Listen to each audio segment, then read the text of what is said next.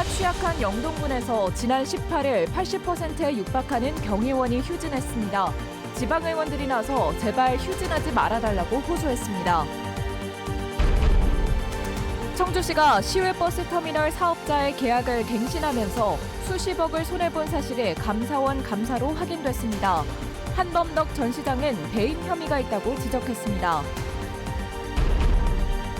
경로당에 보급한 공기청정기가 무상 보증 기간이 끝나면서 애물단지가 되고 있습니다. 현장 취재했습니다. 아침 식사를 거르는 학생들을 위해 학교에서 아침 간편식을 주고 있습니다. 시범 운영 중인데 학생들 반응이 좋습니다.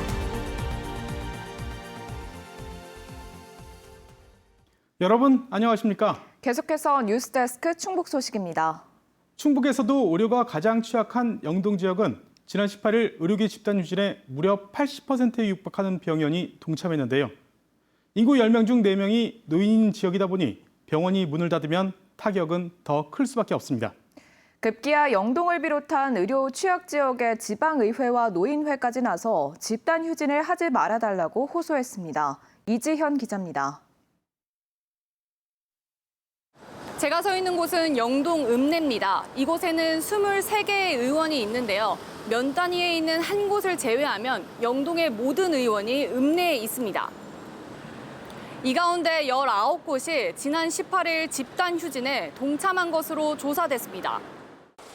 휴진율 79.2%, 도내에서 가장 높습니다.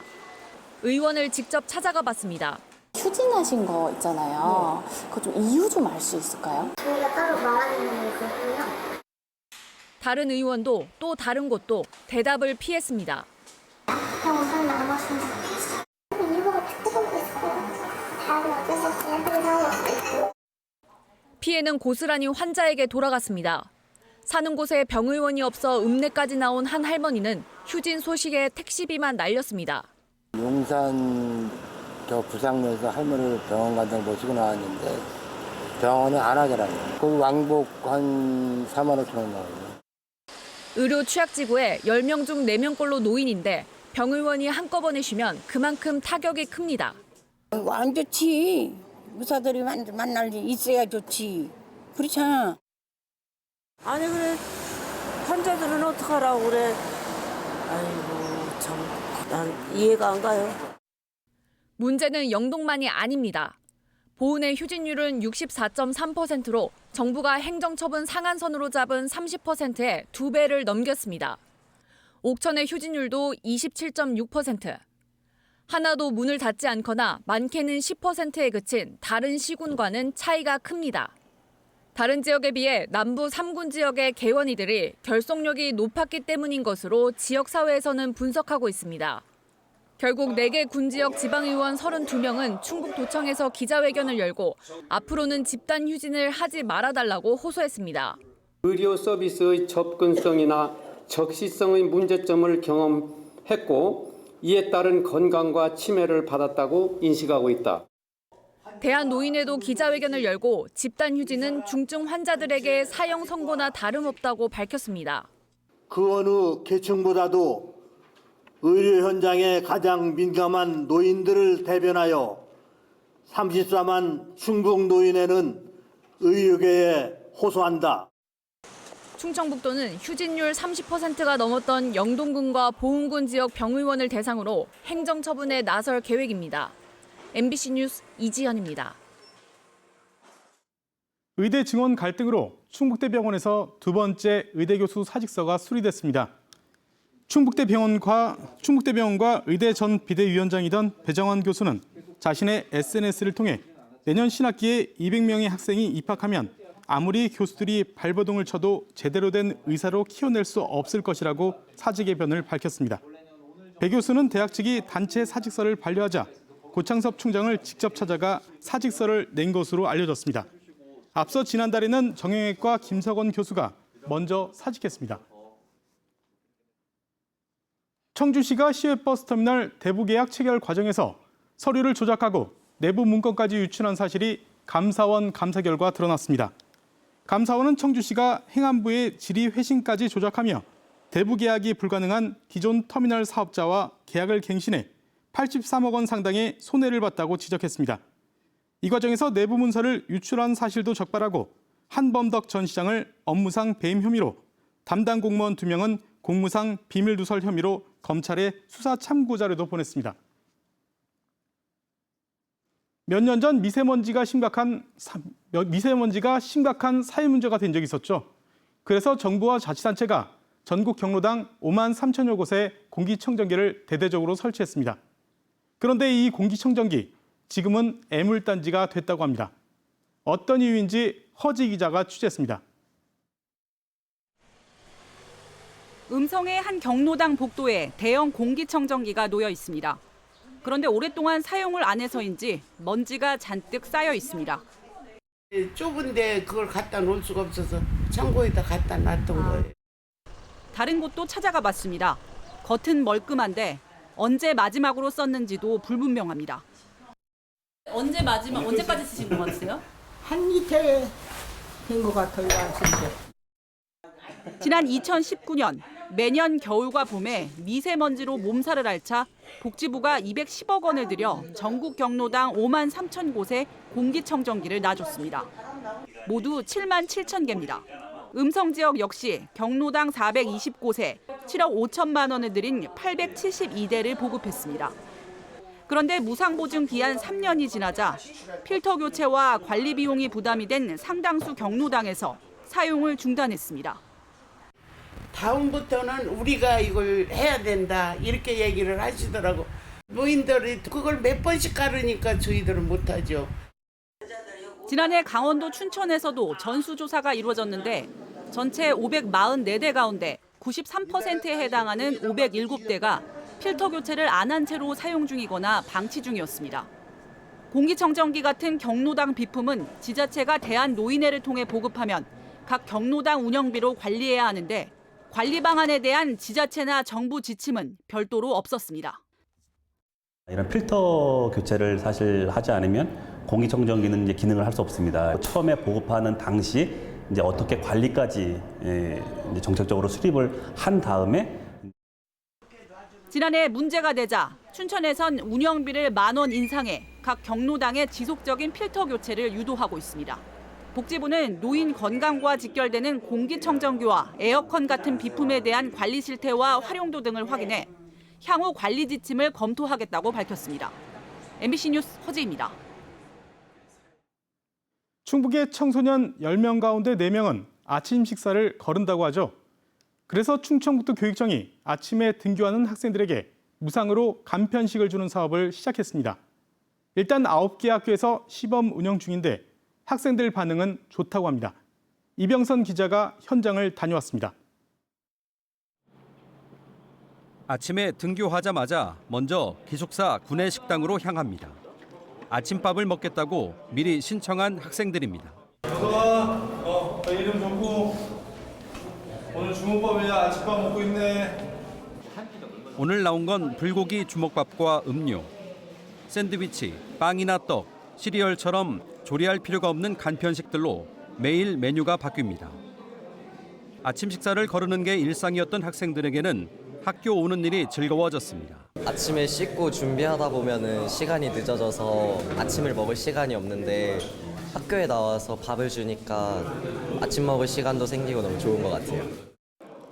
스마트폰 QR코드로 사전에 희망자를 모았는데 이 학교 학생 900명 가운데 270명이 신청했습니다. 아침 간편식 시범 사업에 참여한 학교는 청주와 충주 지역 초중고 9곳, 참여 학생은 1,000명이 넘었습니다.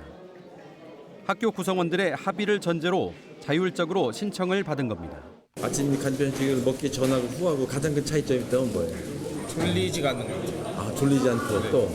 그다음에 공부가 잘 되고. 공부가 잘 돼? 네. 그다음에 아침에 친구들이랑 얘기 한 번씩 하면서 친구들이랑 좀 많이 친해지는 것 같고. 아침 간편식 시범 운영을 하는 데 드는 예산은 올 연말까지 7억 3천만 원. 일각에서는 위생 문제나 교사의 추가 업무 부담을 들어 걱정하는 목소리도 나옵니다. 교육청은 간편식 소비 기한을 철저히 관리하고 급식 업무는 외부 자원봉사자에게 맡겨 해결해 나가겠다는 입장입니다. 학교 선생님들이 연구하고 교육하는 데 집중할 수 있도록 업무는 일체 부담 주지 않는 선에서 자원봉사자를 활용한다든지 또 단위 학교가 아니라 지원청이나 본청에서 직접 관리해서 효율적으로 조직을 운영하고 또 아침 간편식 희망학교가 늘어 청주, 충주 외 다른 시군까지 확대하게 될 경우 재원을 어떻게 확보할 것인가도 과제입니다. 충북교육청은 수시로 만족도 조사를 하고 평가 과정을 거쳐 내년도 확대 실시 여부를 결정할 계획입니다. MBC 뉴스 이병선입니다. 동네 서점에서 책을 사 읽은 뒤 반환하면 책값을 돌려받을 수 있는 책값 반환제가 인기를 끌고 있습니다. 충북에서만 6개 시군이 이런 사업을 하고 있다고 하는데요. 동네 서점도 돕고 편하게 읽고 싶은 책도 고를 수 있어서 일석이조라고 합니다. 신병관 기자입니다. 옥천 읍내에 있는 동네 서점입니다. 희망하는 책을 옥천 군민도서관에 신청하고 이곳 서점에서 바로 살 수 있습니다. 14일 내에 반납하면 한 달에 2권까지 책값도 돌려받을 수 있습니다. 반납된 책은 책값을 옥천군이 부담하고 옥천 군민도서관에 비치됩니다. 책을 반납하든 소장하든 서점 입장에서는 매출에 도움이 됩니다. 필요한 책을 북페이백만 신청하는 것이 아니라 그 외에도 이제 둘러볼 수 있는 기회가 있고 책값 반환제는 온라인과 대형 서점에 밀리는 동네 서점을 돕자는 취지로 일종의 동네 서점을 통해 도서관 책을 구입하는 제도입니다. 현재 도내에서는 청주, 충주, 제천, 그리고 옥천, 영동, 음성 6개 시군에서 시행되고 있습니다. 주민 입장에서도 도서관에 책 구입을 요청하면 옥천군 기준 한 달 이상 기다려야 하지만 책값 반환제를 이용하면 바로 읽고 싶은 책을 고르고 마음에 들면 소장도 할 수 있습니다. 지자체 도서관도 주민들이 선호하는 신간 도서를 빠르게 확보할 수 있는 장점이 있습니다. 도서관의 책꽂이에 저희가 원하는 책이 아니고 이용자가 원하는 책이 꽂힌다는 거에 의의가 있습니다. 그렇게 되면은 자연스럽게 이제 이용률이 늘게 되고 그러면은 저희도 좋고 이용자도 좋고. 다만 고령 인구가 많은 일부 지역의 경우 이용객이 많지 않아 신청 방법을 알리는 등 홍보에 나서고 있습니다. 책값 반환제가 동네 서점을 도우며 독서 인구를 늘리는 일석이조의 효과를 낼지 주민 호응에 달렸습니다. MBC 뉴스 신병관입니다. 이른 무더위에 일찍부터 에어컨 가동하는 분들 많으실 텐데요. 시중 에어컨의 냉방 속도와 온도 편차 등을 비교해 봤더니 제품마다 차이가 컸습니다. 뿐만 아니라 여러 부가 기능이 있는 고가형 제품도 공기청정기나 제습기를 대체하기엔 성능이 아직 부족했습니다. 이승준 기자가 보도합니다. 시중에서 판매되는 3개 회사의 5개 에어컨 제품입니다.